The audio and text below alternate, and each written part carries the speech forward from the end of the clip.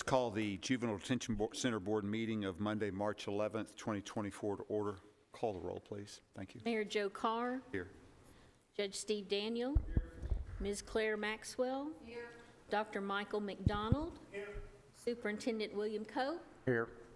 Dr. Anita Herron. Here. Mr. Chris Johnson. Looks like we have a quorum. Thank you. Vice Chair Daniel, have you reviewed the minutes? I have reviewed the minutes and find them to be in order and move that they be approved. We have a motion to approve the minutes as presented. Do we have a second? Second. We have a second. Any objections? Seeing none, all those in favor of approving the minutes say aye. Aye. All those opposed, the minutes stand approved. Thank you. Have anybody for public comments? No, sir, we do not. Thank you.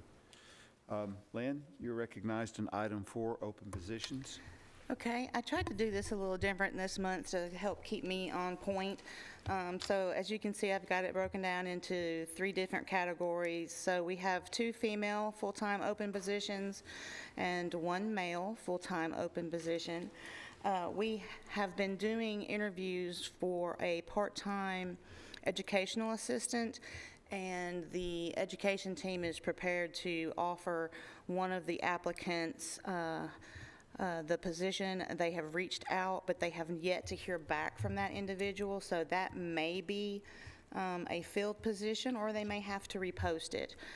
Additionally, I wanted to add the FMLA OJI section of this, because sometimes when you have people out for an extended leave, although that position is filled, it can cause issues with staffing. So we currently have 1 full-time employee out on a regular FMLA, and we have 3 employees that are out on intermittent FMLA, which just means that sometimes they will be able to attend work and sometimes they won't, and that is something that's being tracked by the HR department. Any questions for Ms. Duke about the open positions? Judge Daniel, you're recognized. Is some of this on military assignment, or? There is a section where military can be on FMLA, but they have their own special category. We've recently had a young man that came back from deployment, but then he got picked up by a local law enforcement agency, so he wouldn't have been in this group that I reported on. I think in the future, if I did have a military situation, I would, break it out additionally too, if that's not troublesome. So none of these are out because of military assignments or something of that? That's correct. Any further questions or comments? Seeing none, without objection, we'll accept the report. Data report, please. Okay, so on the table, you have in front of you the data report.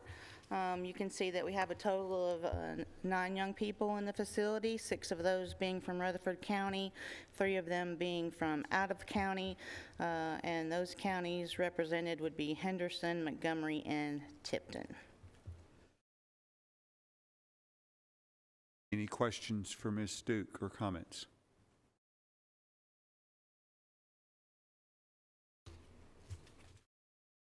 Seeing none, if there is no objection, we will accept data report. Item 6, educational services report. So you have in front of you the educational report from the month of February. The only thing that was unusual potentially is that they had a day off for President's Day, but the rest of it is as you would expect. Any questions or comments regarding the education services report? And I would request, if the committee needs a little more time to review this, just let the chair know. I don't want to move on too quickly.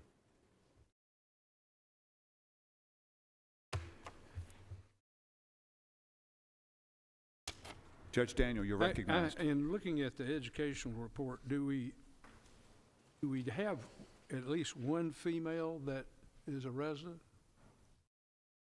We have one long-term, what I would consider and classify as a long-term female.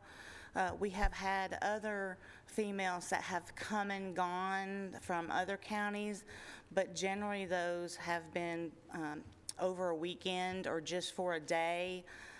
They would not be what I would consider long-term. So we do have the one young lady that, barring something unexpected, should be with us for a while.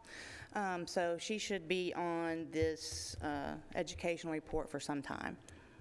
And I noticed that out of the other population, we have 4 males primarily. That aren't a part of special education or who were available during education time to participate. There are, as of today, as an example, there are 9, I believe it was, young people, 6 of them being Rutherford. So if we had one from that, which would be the female, that would be 5. And then if you take into account, illness or court or whatever, they would float in and out of school opportunities or perhaps, like I said, special education. But we're providing the educational services that are envisioned by our agreements with the county and provided for the students. Oh, yes. Yes, sir. Any additional comments or questions? Seeing none, if there's no objection, we will accept the Education Services Report, and we'll go to item 7. It's the Safe Exchange Facilities. I'm going to recognize Judge Daniel. If you would just kind of review this part of our conversation from the last meeting. I've asked our OIT Director, Cody York, to come and give us some explanation as to what currently is available. So if you give us a review, Judge Daniel, I think the community would appreciate it. You're recognized. I have been in contact with Judge Lampley, and I know he's very, very busy. He's got a heavy docket. And I informed him that we had this on our agenda today. He's very interested. He sent me an email asking me to pursue it, to try to help and make available a safe transfer place. But I don't know that his schedule is going to permit him to be here today for him to personally advance it. The idea behind a safe exchange location is to facilitate a place that has some supervision in making sure that an exchange of minor children primarily takes place without rancor between competing parents. And of course, what we have learned in recent history is that this device right here is the best truth serum there is. So recording by telephone, recording by having some type of demonstrative supervision by, if nothing else, a medium of a recording helps ensure civility in this transfer. Now, I recognize and appreciate that people who are not in the court system, who have never had these types of disputes, may not understand and recognize the dynamics of it. People who are generally rational and responsible but can become irrational and irresponsible when there are disputes dealing with their marital or relationship status is thrown into turmoil. And many times the children become the punch bowl for their respective problems. And the idea of a safe exchange location is to facilitate a place where that exchange can take place that would diminish those types of rancor. Now, the trial judge in these situations will have a good idea about what they're dealing with in many cases, but there are very many cases which they cannot really anticipate all the problems that take place. If they really anticipate there's a lot of heat and a lot of opportunity for violence, the trial judge can assign the transfer to be at the jail and a more protected place. There are some community resources. It seems like it's the Nehemiah House that helps facilitate these things.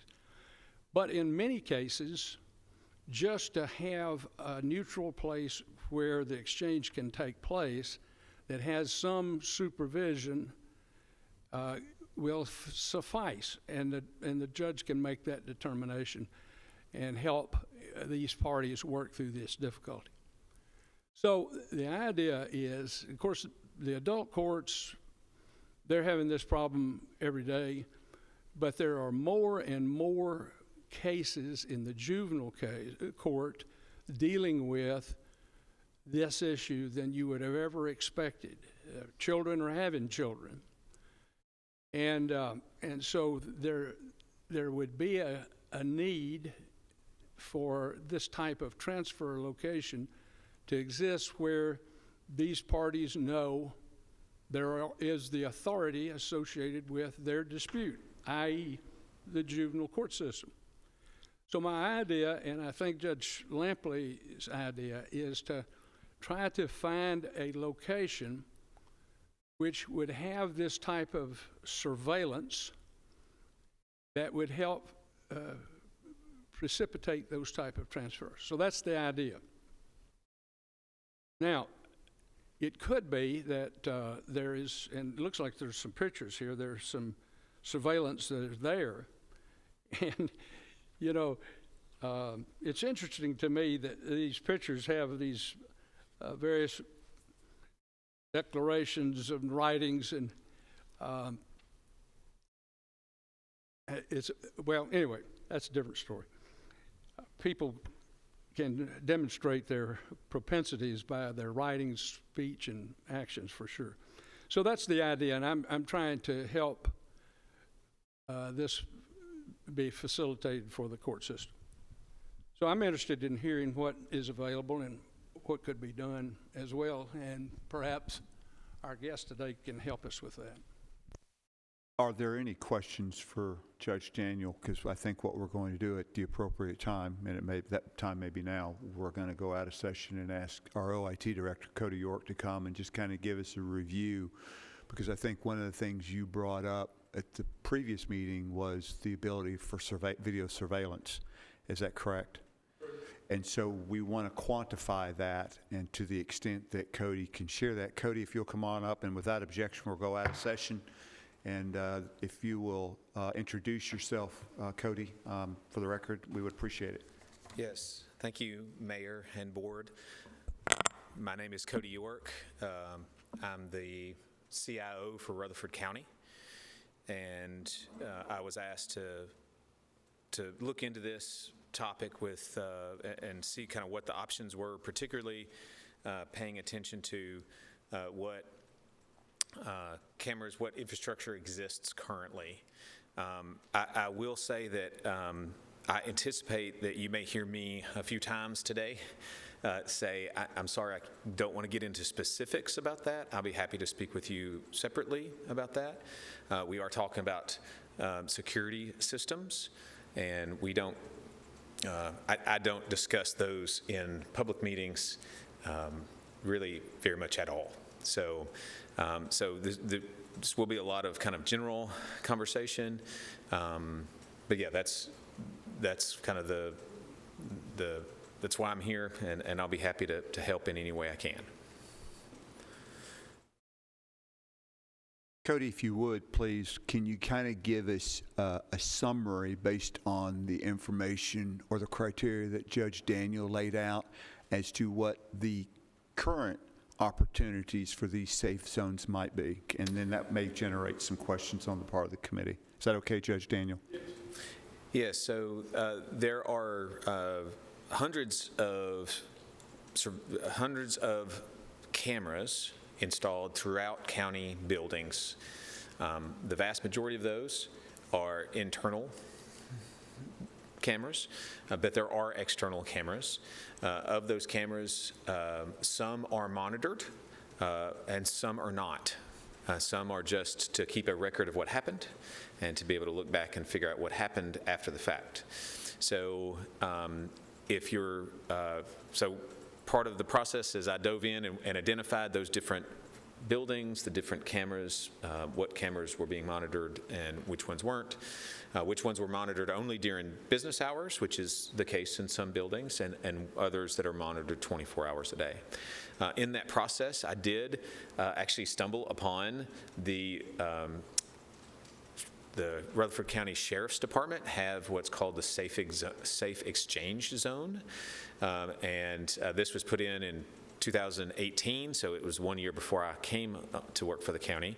But I did go back and I watched the interview that the sheriff provided when that rolled out, and he actually mentions that child custody exchanges was one of the problems they were trying to address with that system.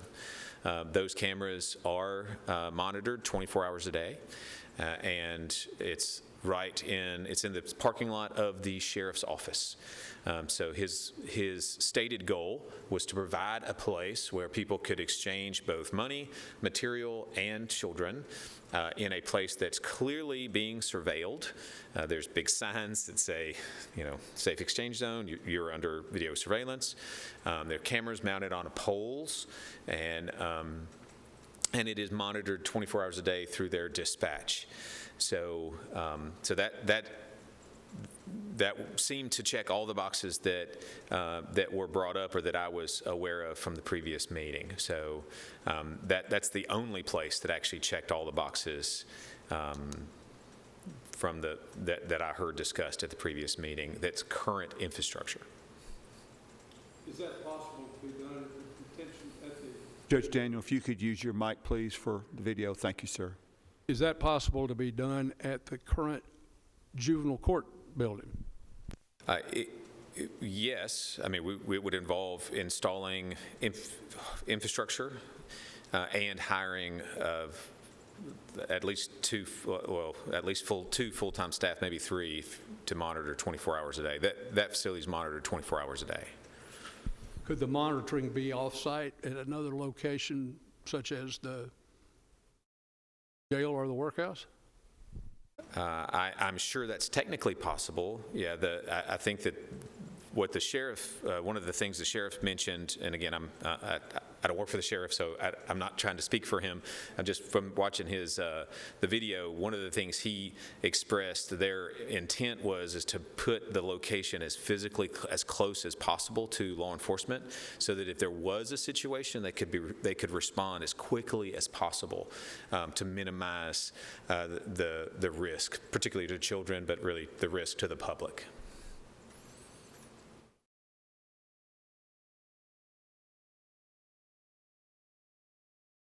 I guess the point that I'm trying to make, I understand, and the sheriff has been cooperative for many years, even before this initiative that you were talking about, previous sheriffs.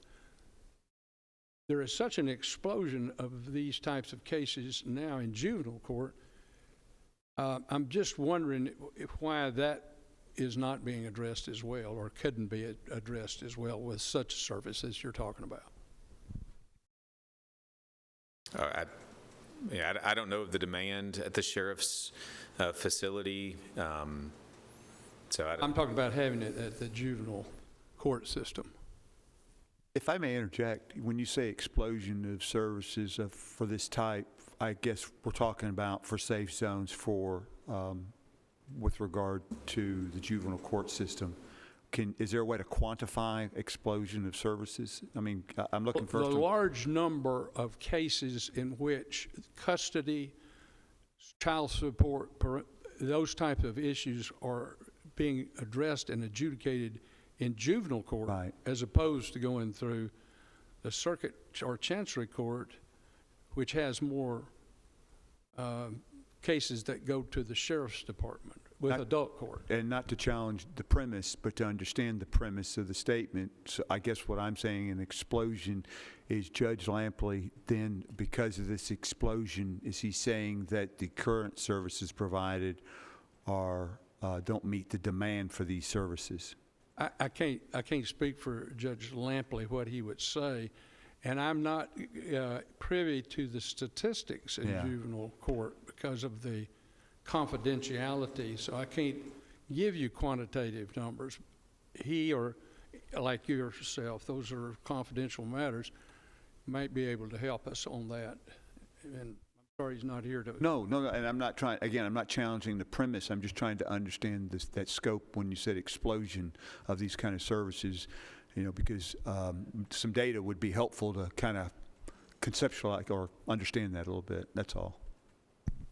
Well, I would say that society-wise, in the last 20 years, there have been more children having children than any time in the previous history of this country, I'd say. I think it's a fair assessment. The people who are having the children are the least prepared to do so, which lends itself to more interventions of services in any other part of the law. Well, I want to make sure we're responsive. Again, I'm not challenging the premise. I'm trying to understand it so that the solution that this committee is able to formulate actually meets the demand, and so understanding the demand would help in that regard. Judge, that's all I'm trying to say here. Cody, please continue. So yeah, from a technical perspective, there is, we have a data hookup, we have a data circuit at every county building, particularly at both Juvenile and the workhouse. So from a technical perspective, as I have jokingly said to the mayor, with enough money and enough time, we can do anything. So really, that's the question that would have to be answered, is whether or not it was a priority for county funds. York, I want to correct you on, you have both said that jokingly and non-jokingly on occasion. So for the record, it's not always been jokingly. I stand corrected. Well, I don't want to put Mr. Cope on the spot, but would the workhouse be able to help facilitate this?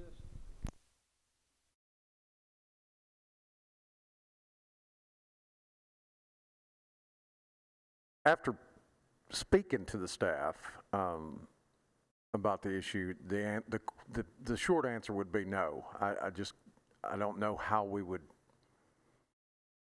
have someone specifically to watch those cameras, which it would require when they're watching cameras for the rest of the facility.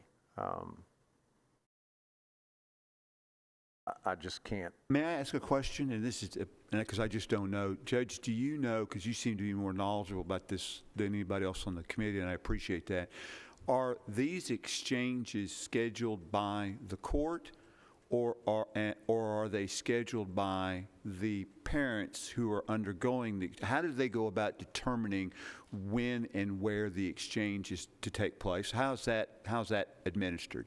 This is a good question, and I should have addressed that. Normally in the parenting plan or the agreements that they reach, they have a time and place for the exchange. So it's just not any time, but it's pretty well defined.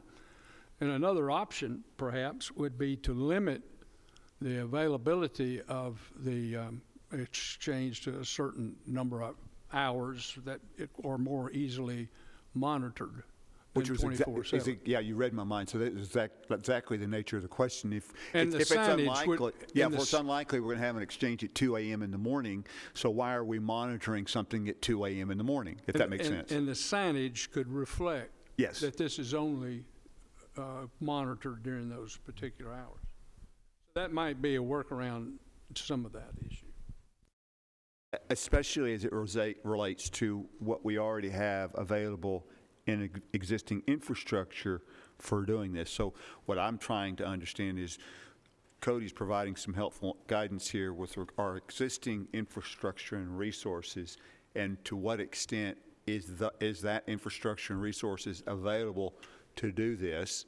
And to what extent is it not based on when the court determines this exchange is necessary to take place? I have just a quick question, and this might be more for Judge Daniel. Not only is there monitoring, but if we know that this could be heated, is there usually law enforcement actually there to watch the exchange, or is it just, no? In many of these, there's not any law enforcement there at the site, standing outside watching the transaction, except perhaps, as Cody was talking about, at the sheriff's department, when they may require them to go inside the front door into the lobby for the exchange. And again, that'd be set up by the court order. And in my research, I also found that the Smyrna PD and the Murfreesboro PD actually allow exchanges of custody in their lobbies. Oh, okay. So that is a I could that see is the a need thing. for, in a real contentious case, I could see the need for that. Yeah, and that way, because you may have parents that have orders of protection or other things going on, and that's a safe place, again, to use the term, where that exchange can happen, and it's all super monitored, and there's police everywhere, and everybody feels comfortable. Especially when the other party said this, or was threatening, or what have you. You've got a witness to it. Yeah, and all those are, obviously, there's video surveillance in all of those locations. Okay.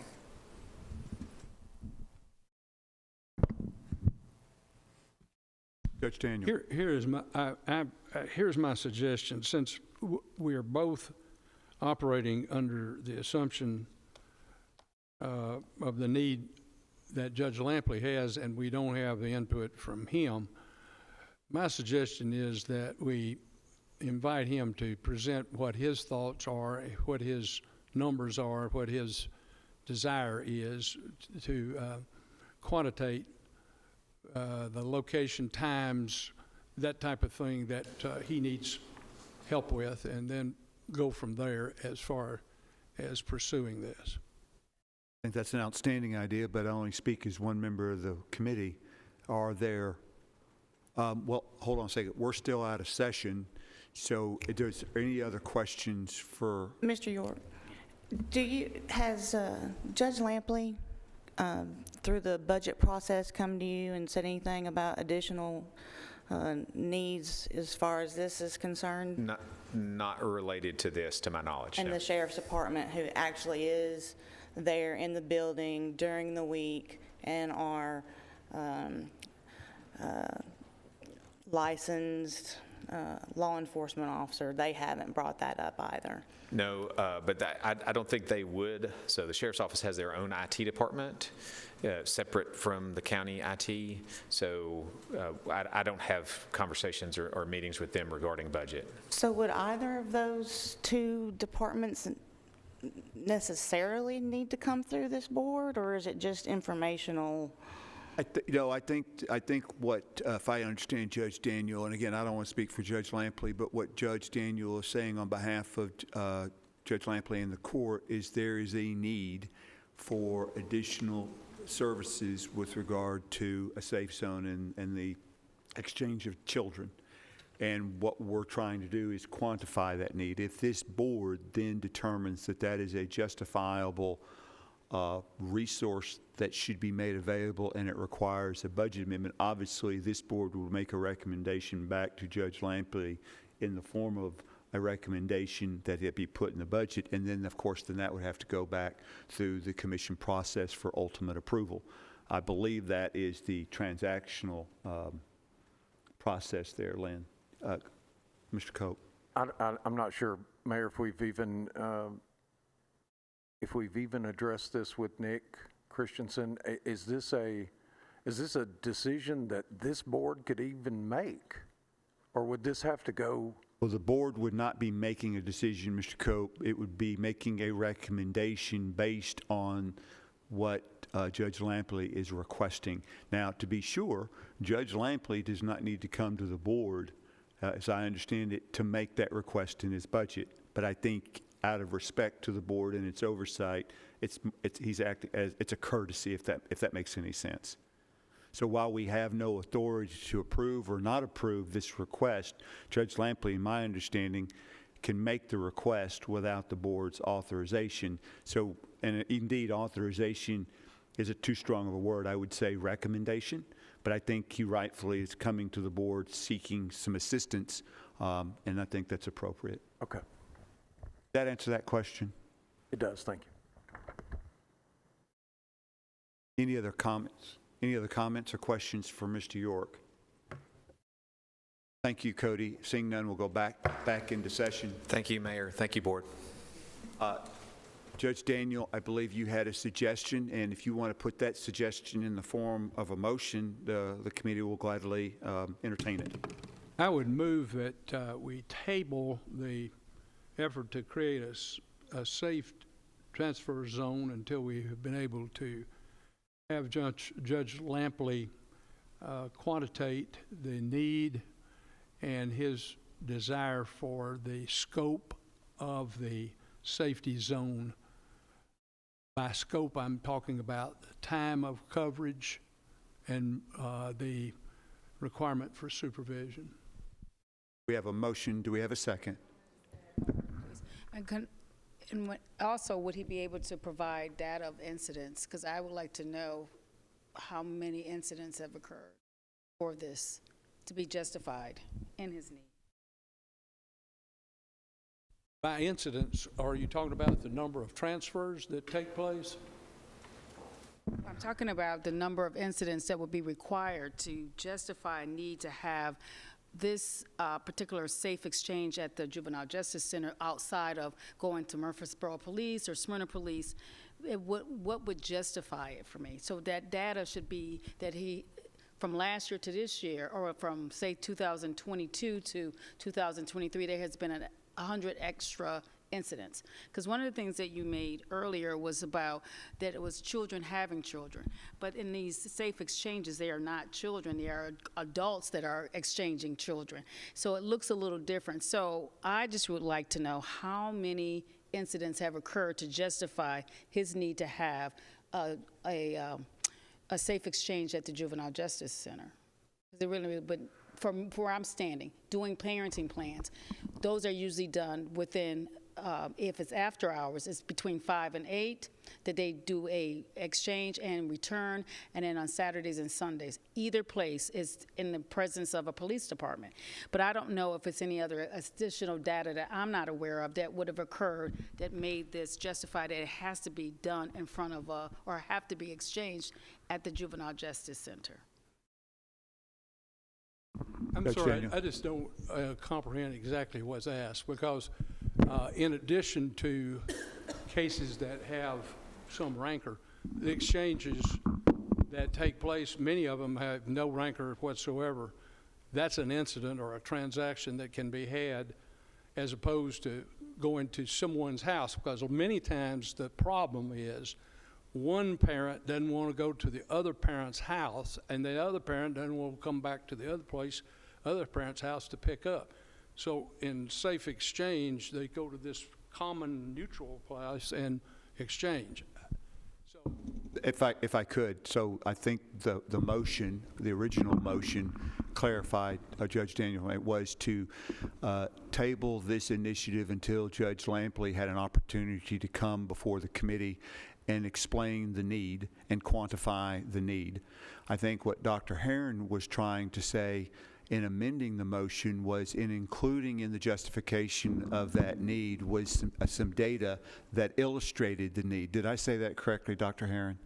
And so so we have a motion, and I think she's trying to amend the motion, and if that's an unfriendly amendment, that it would help the committee or the chair to know that.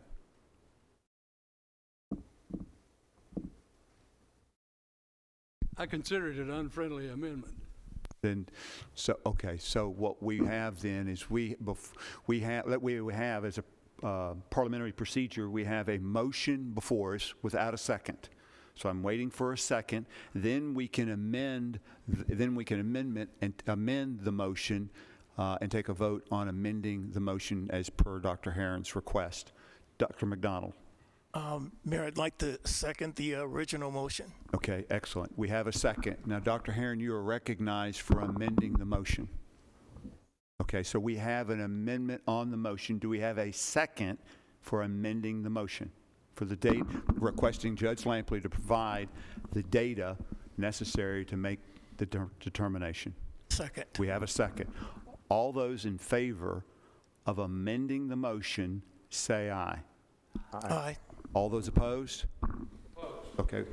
Now, we are back, the amendment passes, so we're back on the motion of the amended original motion by Judge Daniel.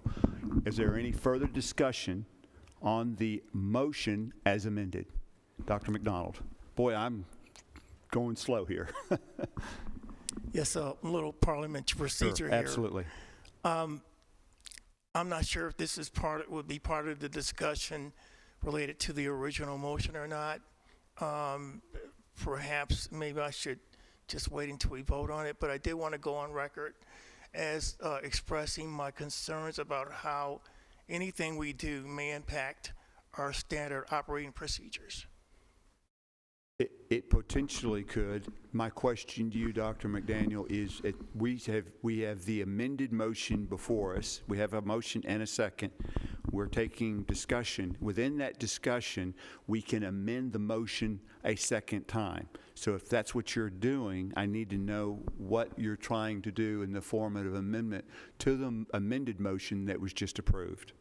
At the risk of not making the mud more muddier, I'm not going to offer an amendment.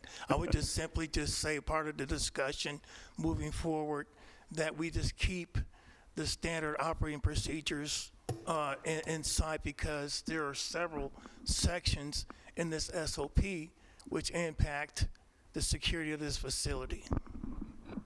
I'm going to recognize Ms. Duke at this point.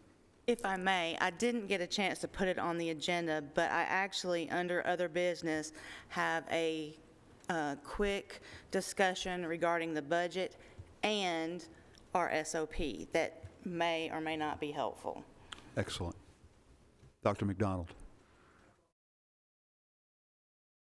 If there's no further discussion, we are getting technical. Once the question's been called, I cannot entertain anything other than the question. Dr. McDonald, I would ask that you rescind your question for the call so I can recognize Judge Daniel. So rescind it. Thank you. Judge Daniel, you're recognized. I want to point out one thing about data from juvenile court.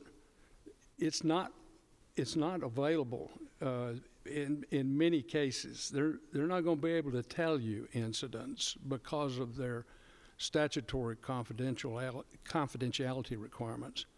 So I think that's a problem associated with it. It certainly well may be, and I expect Judge Lampley to not disclose, just like Mr. York did with OIT. I don't expect him to do anything that will compromise the integrity of our security systems any more than I would expect Judge Lampley to compromise the confidentiality of the cases that are before his court.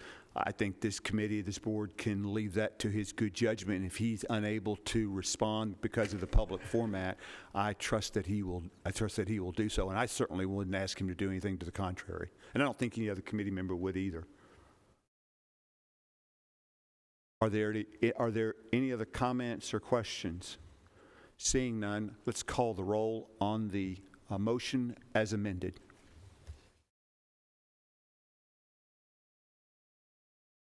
Aye.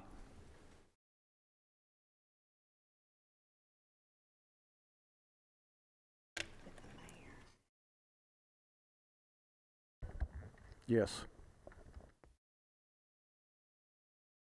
Maxwell? Yes. Dr. McDonald? Yes. Dr. Herron? Yes.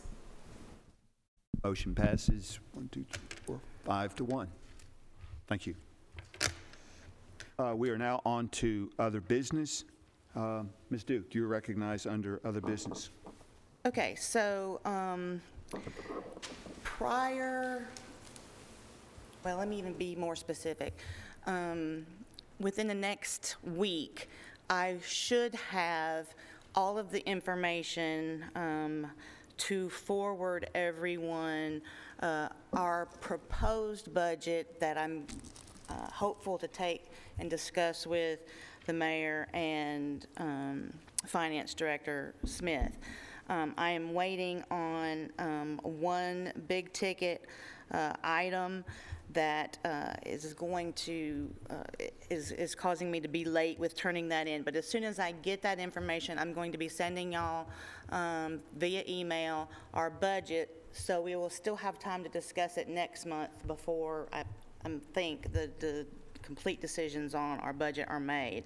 Additionally, the last time we updated our SOP was in March of '23. Usually, it's an annual update. I spoke with DCS Monitoring today, and they had hoped to have the new minimum standards promulgated by this time, which we would, if there is any need to do so, incorporate that into any of our updates for the SOP for 2024. And he stated that potentially they're going to have to put them back out for public review, and that he does not exactly know when those will be promulgated such that we could work off of them. So it won't be a finding within our audit that we have not updated the SOP in a timely manner, because we are still waiting on the state to work through getting the minimum standards promulgated. Lynn, is it your understanding that those rules are promulgated within the Joint Committee of House and Senate GovOps? Is that correct? And the reason I'm asking that question is, once those are promulgated and accepted by the legislature, those then are forwarded to you to integrate into your SOP. Is that correct? I don't know the name of the group that it goes before of, but yes, once it's promulgated and everybody signs off on it, then they have a discussion with the detention centers across the state, send us the copy that is official, and we work off of that as well. Now, there have been times in the past that the state minimum standards were not updated annually. So if it goes on terribly long and there are some issues that we would like to address or update, just as a county government department, we can do so, but unless there's something pressing or urgent that needs to be changed, I like to do a one and done.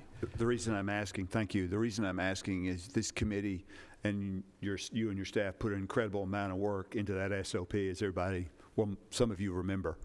And I want to make sure that it's current as much as possible. Of course, you're dependent on the state, but also once you have the final version from the state that's been promulgated, I want that summary to come to this committee, and so we can go for a line item by line item review of that, so we have an understanding of what those changes are. Okay. Okay? Unless there's any objection. We just put a lot of work into that, and I would like for us to stay on top of it. That's okay. Okay? Excellent. Any other question, any other business? Yes, Dr. Harris. Mayor Carr, is there a current status report on when the employee recognition is placed on the commissioner's calendar? That's an excellent question. I will find out about that. I know we had a bit of a hiccup in February, but let me find out if that's going to be done at this Thursday's county commission meeting, and I'm addressing that to Dr. McDonald because he's put a lot of work into that. Dr. McDonald, if you want to, when we adjourn, I will go down to my office and I'll find out if it's on the calendar, unless you already know. I do not know. I think we were waiting to make sure that everything was approved from the previous month to do so. Okay. Okay, but nonetheless, we can find out as soon as we adjourn in my office. Okay. Thank you, Dr. Herron, for that. I'd forgotten about that. Any other business? Seeing none and without objection, we stand adjourned.